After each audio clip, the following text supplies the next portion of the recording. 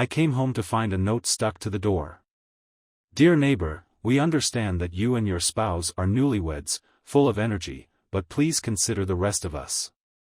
Your loud lovemaking until midnight every night has been seriously disrupting our sleep schedule. I froze when I read it. I had been away on business for the past 2 weeks, and my wife, Anna Smith, was the only one at home. The note was signed 1501, which was the apartment directly below ours. I held the note in my hand, unable to process it for a while. It must be a prank, I told myself.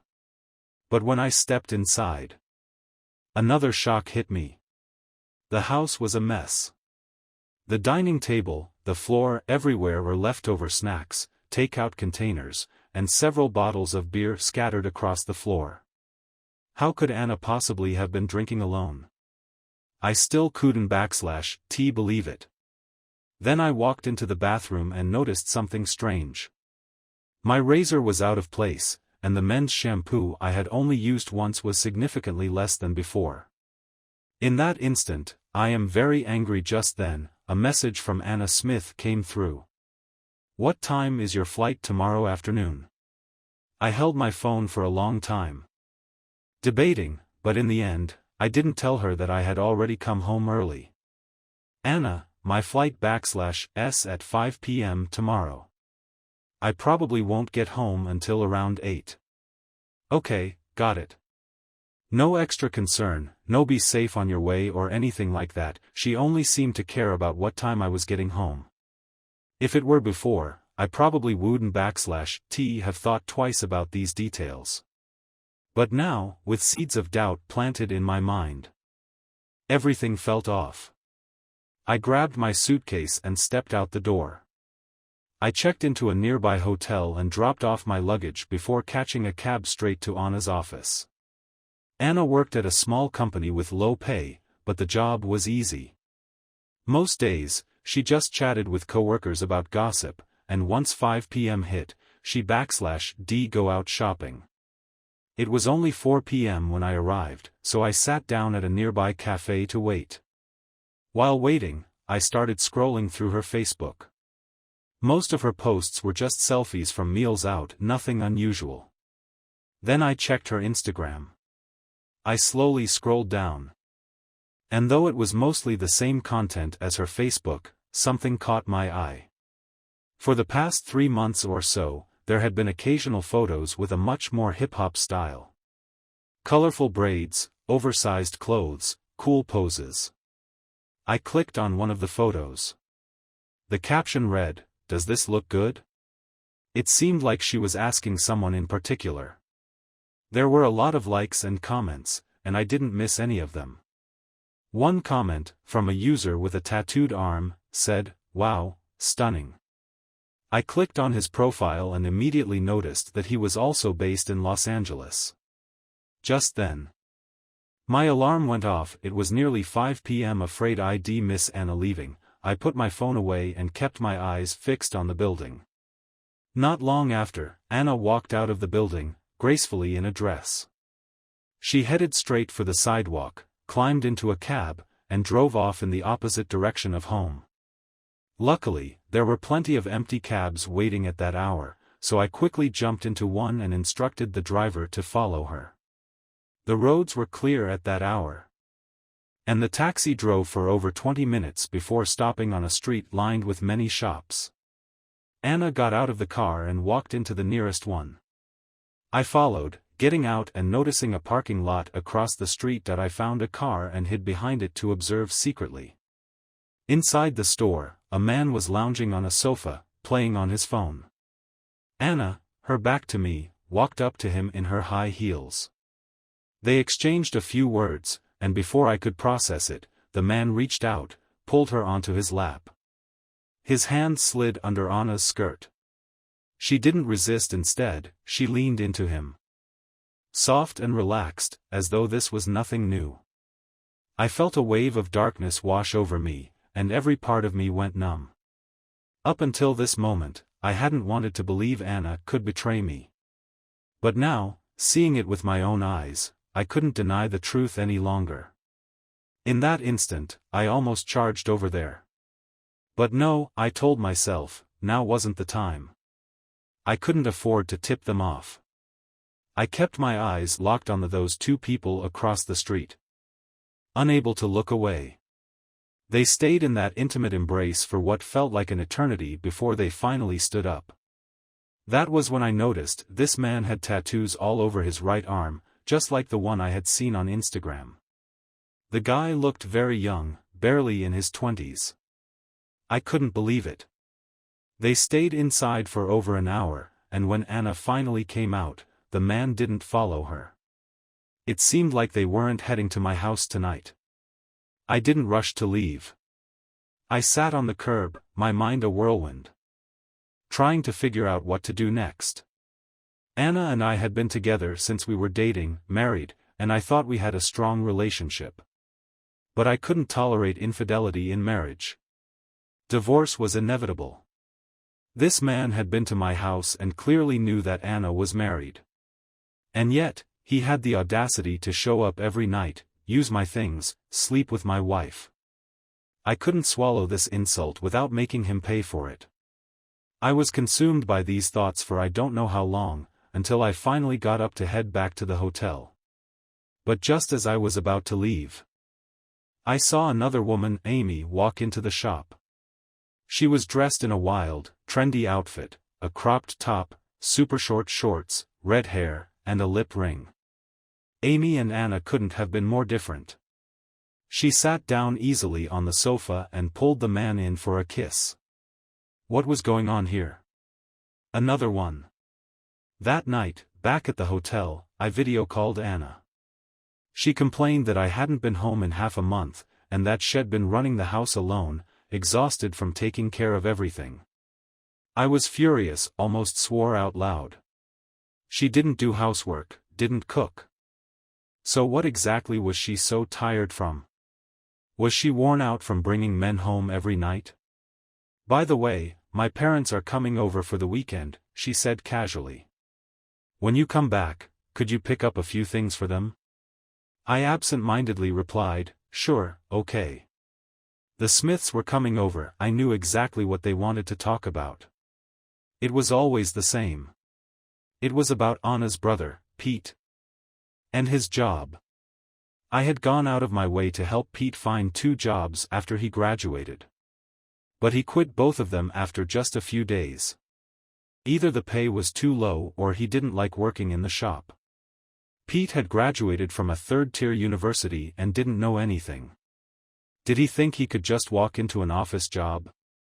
Anna's family didn't blame him. Instead, they turned on me, accusing me of finding him unreliable jobs, as if I were responsible for ruining his life. I had wasted favors, money, and effort for nothing. I felt like a complete fool. Now, I was done with all of them, the Smiths, Pete, none of them were my responsibility anymore. I carefully examined George's Instagram account, confirming he was the man Anna had been with today. His profile featured several photos of his motorcycle and some deliberately posed shots. Most notably, the posts showing off his abs and vlines were flooded with many female fans are crazy expressions. I know exactly what he was doing, trying to attract attention.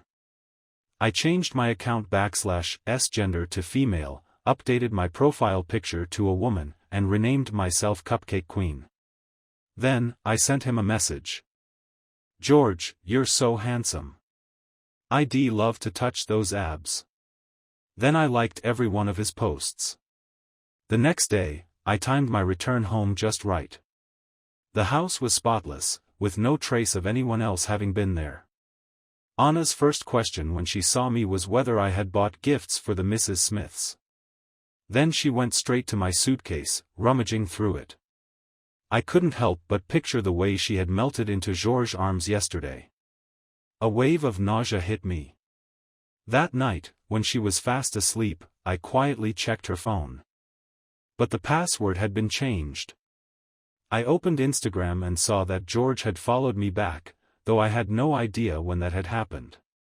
I sent him a message, "You're in LA too? Can I add you on Facebook?" The next day, Saturday, Mr. Smith and Mrs. Smith arrived from San Francisco. Sure enough, barely 3 minutes after stepping through the door, Mrs. Smith impatiently urged me to find Pete another job. Pete studied electrical engineering, such a great field, jobs will be easy to find, she said. I rolled my eyes internally. If it was so easy, why didn't they find him a job themselves? Seeing that I wasn't responding, Mr. Smith seemed displeased. Henry Miller, you're an only child, with no brothers or sisters. But by marrying my daughter Anna, you've gained a brother who's been to college. Not everyone gets that kind of deal, you know. Gaining a brother, that was a new take. Who would want it?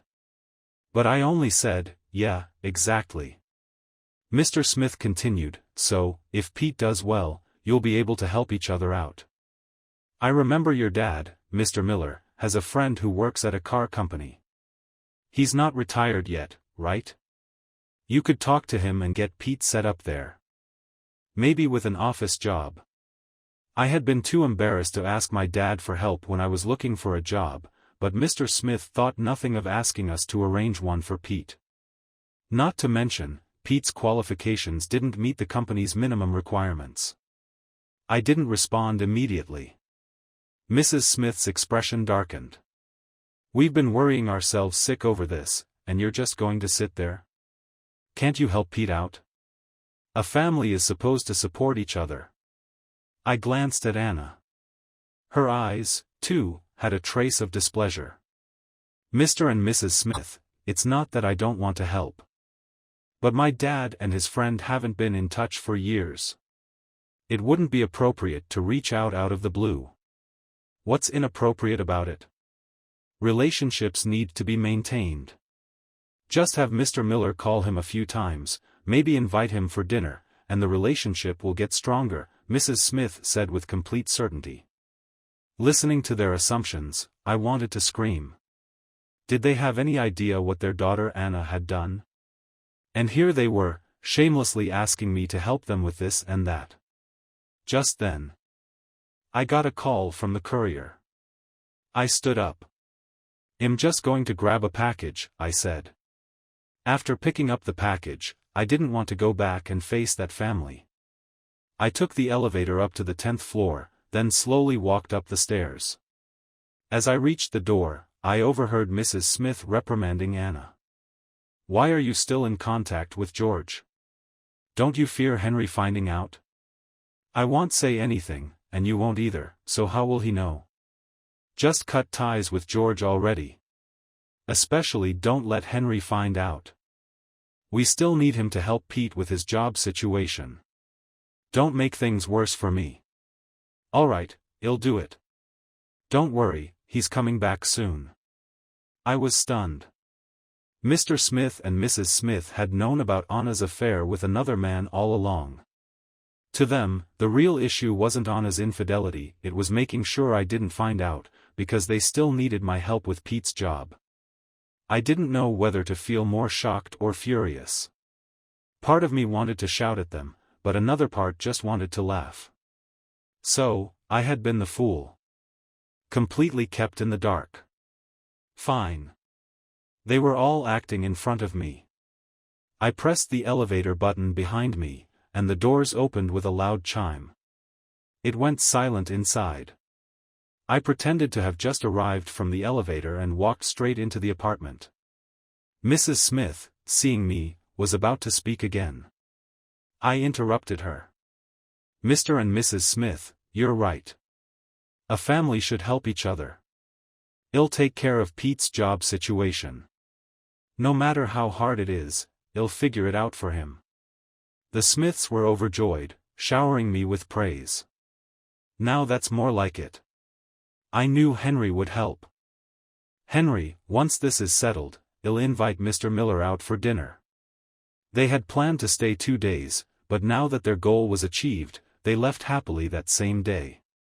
Anna's attitude toward me became warmer too. George replied to my private message and gave me his Facebook account. I immediately added him with a pre-prepared anonymous account. His Facebook name was the same as his Instagram, and he quickly accepted the friend request. I thought his Instagram was already over the top. But his Facebook was even more extravagant. 9 out of the 10 recent posts were about showing off his body and muscles. I sent him a message, "How do you keep in such great shape? Your muscles are huge." He replied instantly, "What's huge? What do you mean? Your muscles, what else?" I teased. "Oh, are you really in college? Is your profile picture actually you?" "Yes, totally real. Honestly, after seeing your photos, the guys at my school look like they're starving. They have no appeal at all." You'll understand how great mature men are soon enough." He flirted with me. And I responded half-heartedly, playing along. We occasionally chatted through my anonymous account. He asked me which university I went to, and I casually mentioned a third-tier school. But whenever I asked about his job and where he worked, he always dodged the question. Something felt off, so I asked my friend Jake to pretend to inquire about his shop. Jake got me some information. It turned out that the car dealership was owned by George's uncle, and he was just helping out. Jake also gave me his phone number.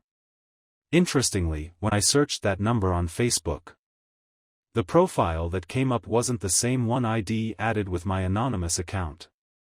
I created a new number specifically to add his real Facebook account. After adding him, I pretended to be the person who came by for consultation earlier that day.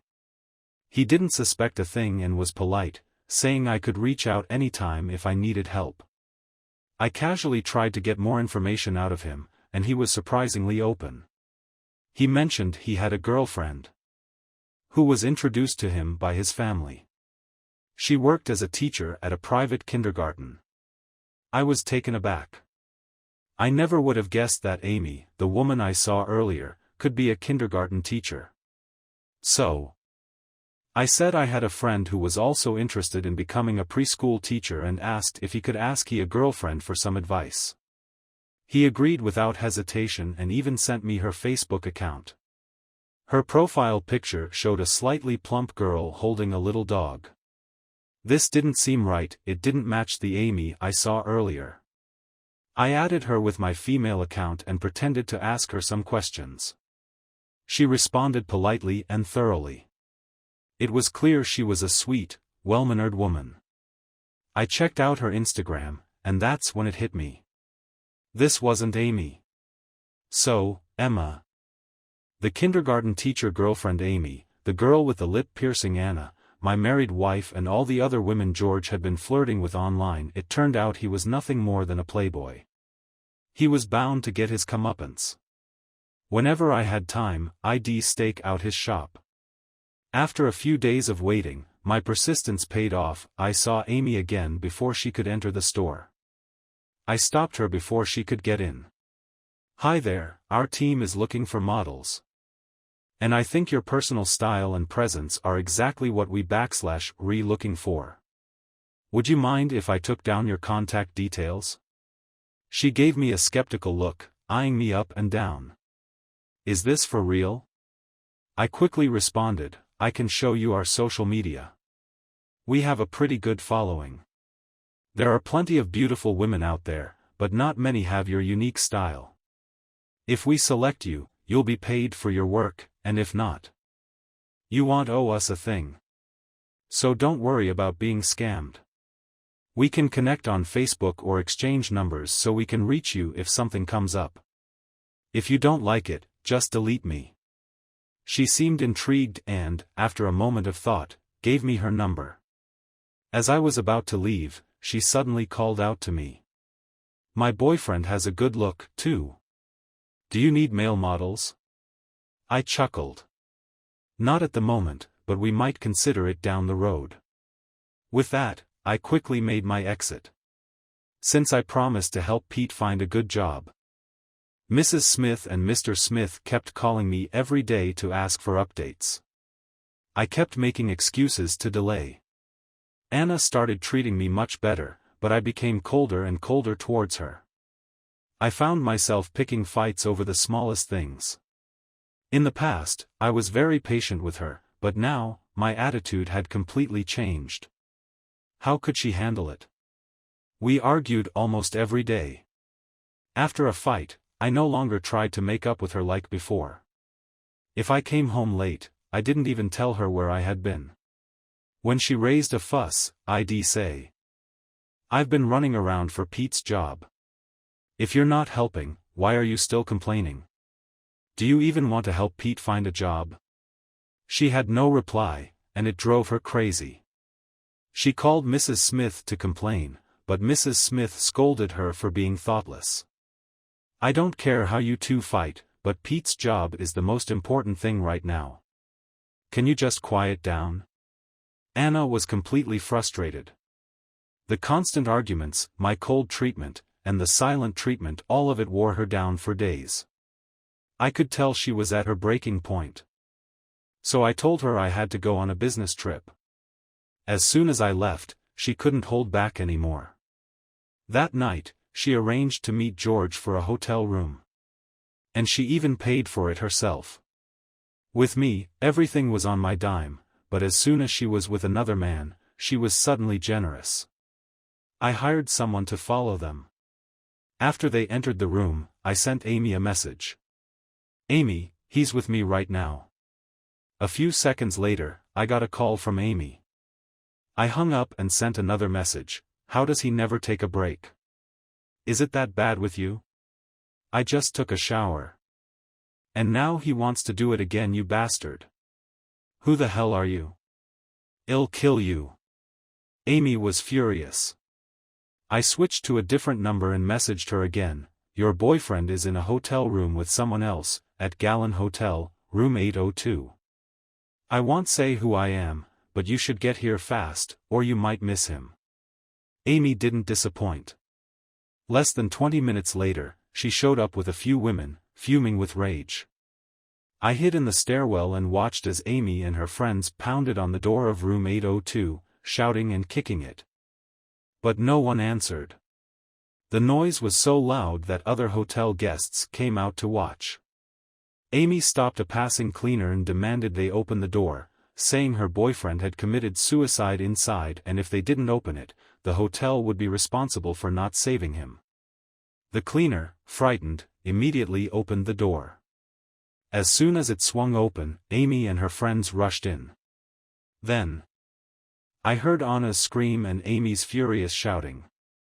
I put on a hat and mask and blended into the crowd of onlookers. Amy's friends were ruthless. They grabbed Anna by her hair and started slapping her. They shouted, "Old woman, dirty bitch, slut, how dare you touch my man." One of them slapped Anna dozens of times before grabbing a hotel slipper and started hitting her with it.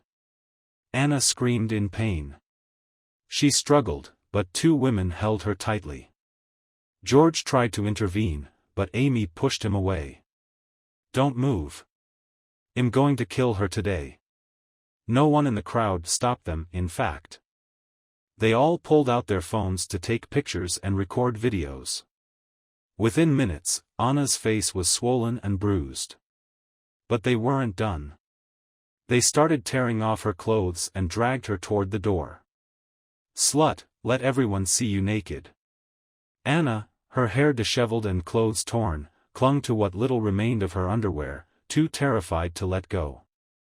She was almost crying herself into unconsciousness. Just then, the hotel's front desk and security arrived, so I quickly left. I didn't go far, though. I waited outside the hotel. Half an hour later, Amy and her friends finally came out, with George trailing behind, silent no matter how much Amy yelled at him. The last one to leave was Anna, barely able to walk, her face swollen and battered. After Anna got home, I called her, but she didn't pick up. I sent a message, and she ignored that too. So, I wrote again, "Anna, my business trip ended early, I'll be home soon." This time, she finally responded. "I'm almost home. Are you there?" No reply. 5 minutes later, I was at the entrance of the community and saw Anna rushing out and getting into a taxi. Just then, A message came in. "I'm going to my mom's place today. Then I'll come pick you up after you've eaten." "No need, I'm staying here tonight." I called Mrs. Smith. As soon as she answered, she asked, "Is there any progress with the job?"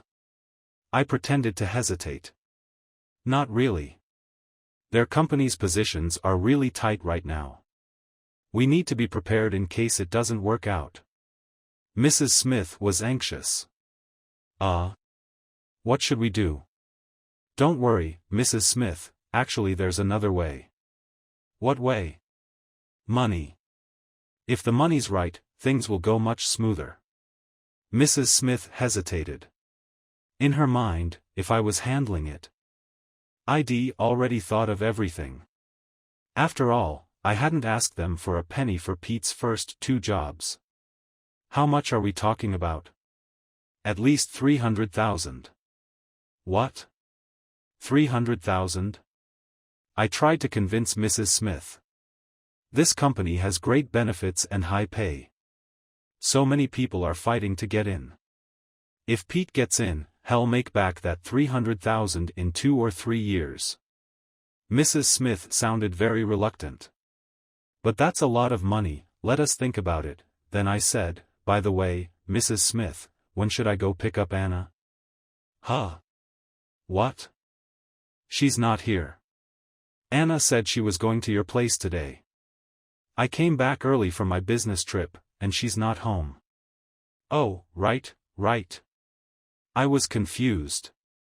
She's here, just sleeping. You can ask her later." It seemed like Anna had caught on, and quickly corrected herself. I smiled and hung up. The next day, I called Anna on video, but she hung up. Then she messaged me, saying her face had broken out and she couldn't be around people or go to work for a few days.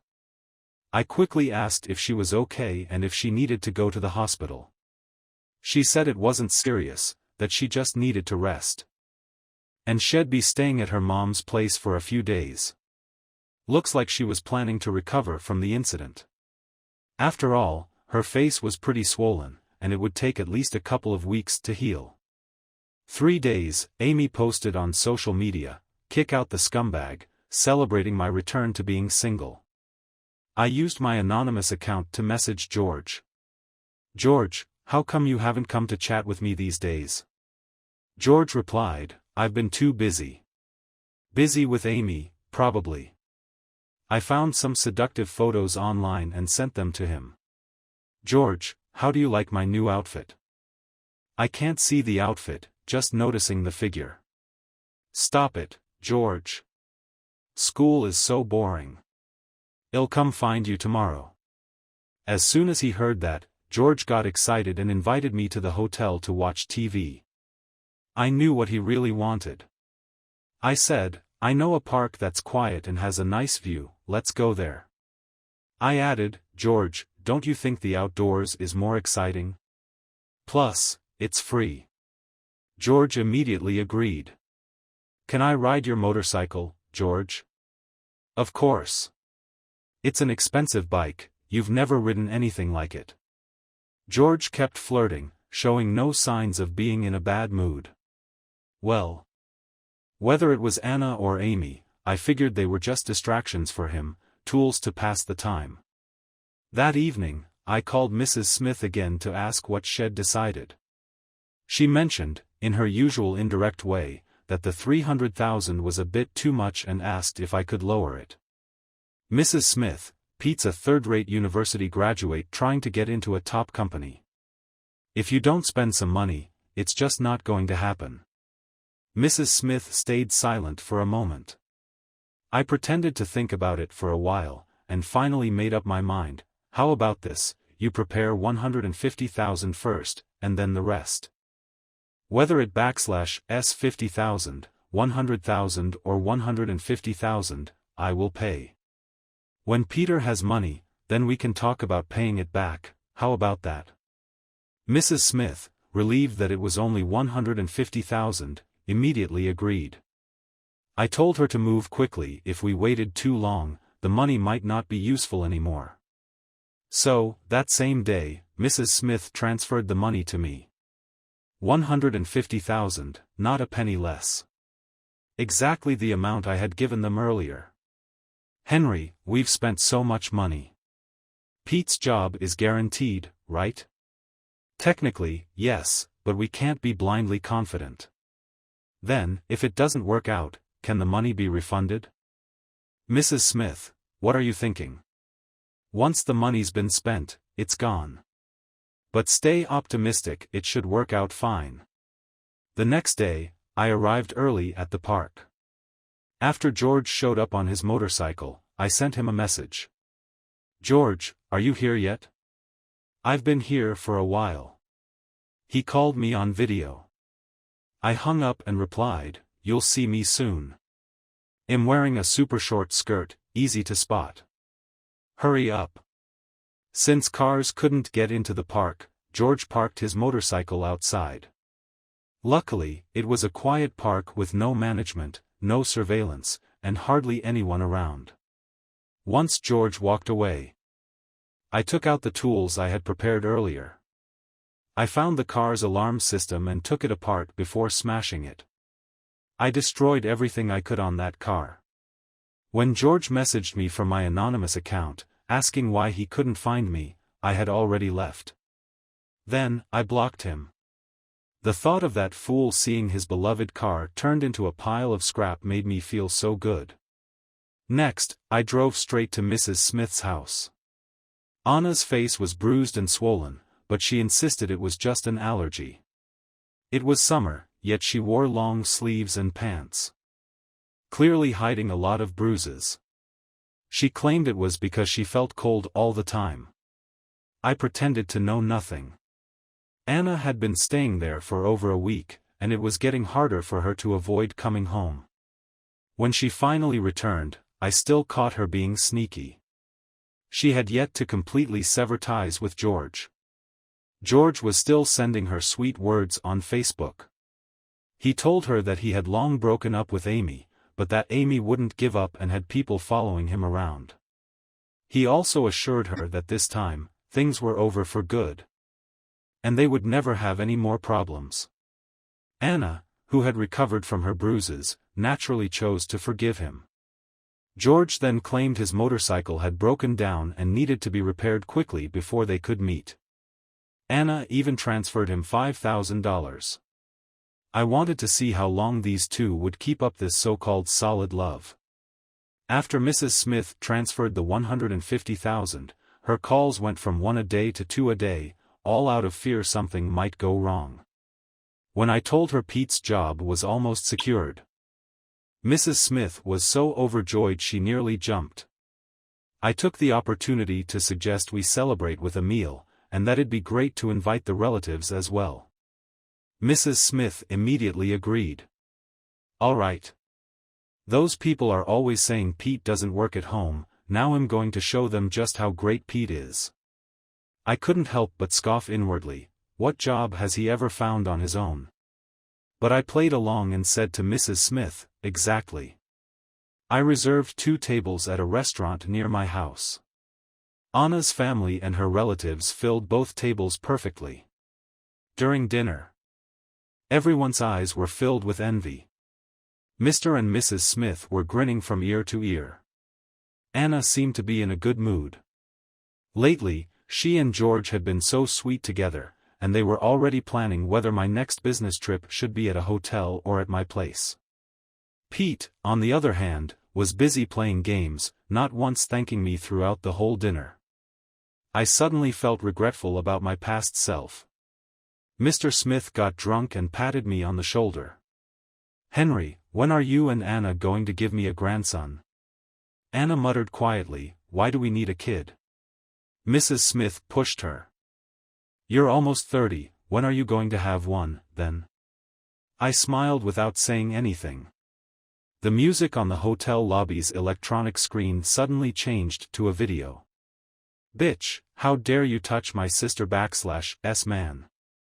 Please stop fighting, can you? Don't move, I'll beat her to death today. The entire group, previously engrossed in their drinks, turned their attention to the screen.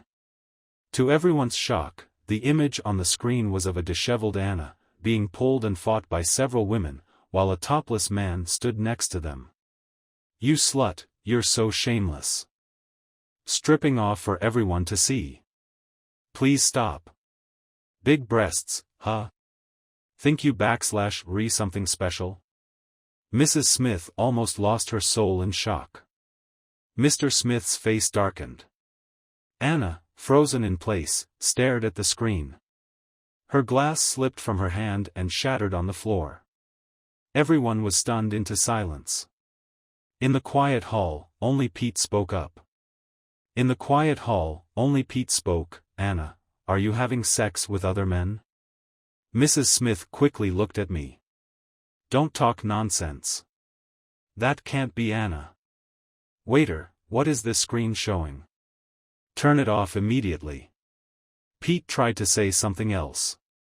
But Mr. Smith shot him a glare that shut him up. I looked at Anna with a calm expression. "I need an explanation." Anna's face turned red like a boiled shrimp, her eyes glazed over, lost in thought. Mrs. Smith's smile looked more like a grimace than a laugh. "Henry, this can't be Anna." "Mrs. Smith, you don't have to say anything. I'm not blind enough to not recognize my own wife." Mr. Smith thought I was trying to hold back my anger, worried the situation might escalate, so he harshly demanded of Anna, "Speak up. What's going on?" Anna trembled in fear and started crying. "Why are you crying? Do you even have the face to cry?" Mr. Smith, his temper flaring, slapped her across the face. I watched coldly. They must have known about Anna's affair all along. Now they were trying to discipline her, but why didn't they do anything sooner? Having achieved my goal, I stood up to leave. Mrs. Smith tried to stop me, but I shook her off. I stayed at a hotel for the night.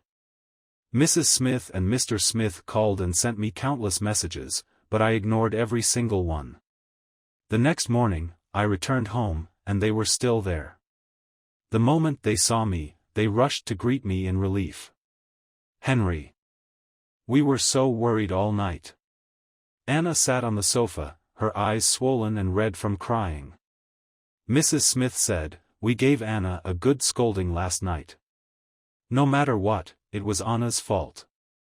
But now that it happened, we need to think of a way to handle this, right?" I didn't say anything. Mrs. Smith quickly added, "If you want to vent, you can hit her or yell at her, do whatever you want." Anna, looking resentful, whispered, "Mom." I spoke slowly, my voice calm but firm. "Mr. and Mrs. Smith, ask yourselves, how have I treated Anna since we've been together? How have I treated you, and Pete? Haven't I always done my best, taken care of everything? And what do I get in return? Betrayal. Deceit. Tell me, how am I supposed to solve this? How do I face this?" Mr. Smith, both ashamed and angry, kicked Anna in front of me. Anna finally couldn't hold it in any longer and to the Smiths erupted. "Yes. I've been seeing another man. I cheated. Haven't you two known all along? What's with the act? You've scolded me all night, hit me all night, haven't you had enough? Do you want me to just die? Fine, it's already like this, let's get a divorce." Mrs. Smith and Mr. Smith looked at her in shock. Their faces turning pale with rage. "What are you talking about? When did we know?" Mrs. Smith's face was a visible mess of panic, and she kept glancing at my expression as she spoke. After her outburst, Anna stormed out of the room. I went to my bedroom, ignoring Mr. and Mrs. Smith's calls to open the door. Anna didn't come back for several days. Then one day, she sent me a message saying she had set a date for the divorce and that I needed to prepare the assets for division.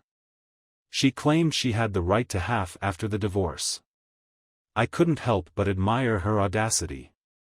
Although she was right, as the wronged party, she had no right to claim my money. Luckily, both my house and car were premarital assets, so she wouldn't get a cent. Ever since I discovered her affair, I had already been preparing for this day, quietly moving my assets. When I showed her my bank card, it only had a few $1,000s. After all, from the time we started dating until we got married, I covered all of her expenses. You earn $20,000 or $30,000 a month, how could you only have this much money? Don't believe me? Go check the bank yourself. Anna was clearly unhappy, looking at me in disbelief. Henry, are you even a man? No, but the man you're keeping, George, definitely is. My mom also gave you $150,000. Do you think I don't know that? That was for Pete's job search, wasn't it? I don't care. It's already given to you. After some more arguing, Anna finally realized there was nothing to divide. So she reluctantly gave up. Behind Mr. and Mrs. Smith's backs, we finalized the divorce. During the cooling-off period, Mr. and Mrs. Smith still didn't give up, coming to me every day to try to reconcile. I applied for a business trip, intentionally avoiding them by going out of town. Mrs. Smith, unable to give up, awkwardly asked if Pete's job issue was still on track. I replied, if you want it done, you'll have to keep paying. But I'm not going to spend a single cent on it. Even if you're willing to pay, I'm not going to run around helping you. They panicked. But we've already spent $150,000. If you want help us, just give us the money back. I remained calm. Your daughter said that the $150,000 should be considered as repayment for previous debts. Technically, I'm the one at a loss here. When they needed me, they talked about feelings. But now that there was no hope, they turned their back, demanding money. Do whatever you want, sue me. With that, I hung up and blocked them all. Anna had moved back to the Smiths' house. But Mr. and Mrs. Smith, along with Pete, couldn't stop complaining about how her affair had cost them $150,000, Pete's job, and their family's reputation in front of relatives. Every day was filled with chaos and shouting at home. Good news never leaves the house, but bad news travels far and wide. The neighbors couldn't wait to gossip, pointing fingers and making a scene every day. Anna finally couldn't take it anymore, so she moved out to rent a place, declaring that she was cutting ties with her family. Smith and his wife threw another fit. On the day we officially went to file for divorce, Anna messaged me, saying she still had things at my place and would come pick them up when she had time. She also added me on Facebook. Naturally, I saw her latest posts. Every post was about starting a new life, embracing a better version of herself, all that cliché stuff. That afternoon, Anna posted again. She was having a meal with someone, George. The caption read, "Thanks for being in my life." The restaurant they were at was the one where we had celebrated our marriage registration. Was she trying to provoke me? Well, I figured I'd return the favor. My anonymous account had added Emma, right? So I sent her a message, "Emma, is your boyfriend with you?" "No, he /s at work." "Why do you ask?" "Well, don't get mad. I think I saw someone who looked like your boyfriend having dinner with another woman. They seemed pretty close. I just wanted to let you know because I don't want you to get hurt." I sent her a screenshot of Anna's Facebook post. It took her a while to reply. Where was this? I gave her the location. At the same time, I drove over there. When I got to the restaurant, I walked in confidently and quickly spotted Anna and George. I sat down at the table across from them. Anna saw me and looked a little surprised. Then, a smirk crossed her face as she moved even closer to George. They were nearly done with their meal, but then ordered a couple more dishes. Anna probably thought I couldn't accept it and came to confront her, so she decided to tease me by flirting with George right in front of me. I pretended to read the menu, but I kept my eyes on the door. Fortunately, it didn't take long before Emma showed up. When she saw her boyfriend cozying up to another woman, she grabbed the drink on the table and without a second thought, splashed it straight into George's face. Anna, who was right next to him, got drenched too. She was furious. "Who the hell are you? Why did you throw that on us?" Emma just sneered and slapped George across the face. George didn't say a word. Anna shouted, "Are you crazy?" Then she raised her hand to slap Emma. But George suddenly shoved her hard, nearly knocking her over. "Don't touch my girlfriend." Anna froze. But George wasn't paying attention to her. He quickly tried to explain to Emma, "No, she's just a friend. We're just having a meal, nothing more. Don't think too much about it." "I've got eyes," Emma said, "I can see it myself. Since you found someone you like, let's just break up." With that, she turned and walked away. George immediately ran after her. But Anna grabbed him, not letting him go. "Who is she? You better tell me right now, or you're not leaving." "I've told you, she's my girlfriend." Anna's eyes widened in disbelief. "She's your girlfriend? Then what am I?" George looked like he had had enough. He saw Emma had already stepped out the door, and he shook Anna off, shouting, "You're a divorced woman nearing 30, what are you pretending to be so innocent for? We had a little fun, but you really thought you were something special to me?" With that, George ran out the door, leaving Anna standing there, stunned. I was sitting at the perfect spot, enjoying the spectacle for free. My mood was fantastic. Anna, who had thought she could now openly be with her lover, shamelessly flaunting her relationship in front of me, suddenly realized she was nothing more than a mistress, no, not even that, just a tool for George's amusement. It hit her all at once. And in that moment, the shame and anger consumed her. On the way back, I checked Facebook and saw that Anna's post about the meal was gone. The next day, I asked her when she planned to come and pick up her things, but I discovered that I had been deleted. I decided to probe Emma using my anonymous account. I asked her what she was going to do. She told me that George insisted it was just a meal with a friend, nothing inappropriate happened. And his attitude toward his mistake was good, so she was feeling conflicted. I couldn't believe it. There were so many truths she hadn't seen yet. That same day, I sent her a USB drive with a video on it, one of George and Anna being caught in a hotel room by another woman. I also included the chat history between him and my anonymous account. Of course, I blurred my profile picture. A few days later, Emma told me she had broken up with her boyfriend. I laughed. That's more like it. I packed up Anna's things left at my place and sent them to Smith and his wife. After that, we never saw each other again. The next time I heard anything about her was a month later. It turned out Anna and George's story had more to it. Emma and George had broken up amicably, but Emma's brothers were furious. They not only beat George half to death but also went to Anna's company and publicly called her a shameless prostitute, accusing her of being a woman who sold herself. Although Anna was in the wrong, she had always been everyone's goddess in the company. How could she tolerate others calling her a prostitute? She started a big quarrel with them. It didn't take long for Anna to lose face at work and voluntarily resign. What nobody knew was that Emma's brothers had learned all this from me. I was the one who gave them Anna's company address. Don't call me cruel. It was just the revenge of an honest man.